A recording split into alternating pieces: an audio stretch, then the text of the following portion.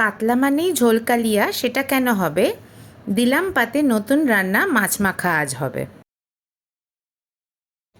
আমি এখানে 400 গ্রাম মতন কাতলা মাছ নিয়ে নিয়েছি। খুব সহজ আর সাধারণ মশলাটা দিয়ে কিন্তু এই রেসিপিটা বানাবো। আদা বাটা হাফ টিস্পুন, জিরে বাটা হাফ টিস্পুন, লঙ্কা বাটা স্বাদ অনুযায়ী, ধনের গুঁড়ো হাফ টিস্পুন, কাশ্মীরি লাল লঙ্কা, এটা অপশনাল বাট এটাতে খুব সুন্দর একটা রং আসে, সামান্য হলুদ আর স্বাদ অনুযায়ী নুন। 2 টেবিল স্পুন মতন টক দই দিলাম। খেয়াল করবেন টক দইটা যাতে খুব টক না হয়।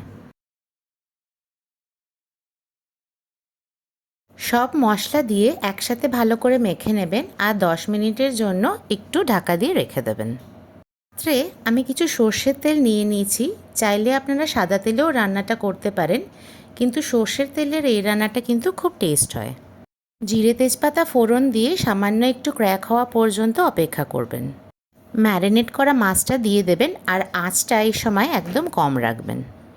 ঢেকে ঢেকে রান্নাটা করতে হবে। এখন একদমই কিন্তু জল দেবেন না, দই থেকে অবশ্যই জল বেরোবে। 5 থেকে 7 মিনিটের মধ্যে কিন্তু রান্নাটা হয়ে যায়। 5 মিনিট পর আমি ঢাকা খুলে দিয়েছি। আমার মাছটা কিন্তু প্রায় 80% মতন হয়ে গেছে। আমি এখানে 2টো লঙ্কা দিয়ে দিলাম। কিছু কিশমিশ জলে ভিজিয়ে রেখে দিয়েছিলাম, আমি এখন সেটা দিয়ে দিচ্ছি। 1 মিনিট হালকা হাতে ভাজবেন, তারপরেই সামান্য একটু গরম মশলা দিয়ে দেবেন। এখন দিয়ে দেবেন সামান্য জল। জলটা একটু ফুটলে পরেই কিন্তু আমাদের রান্নাটা রেডি।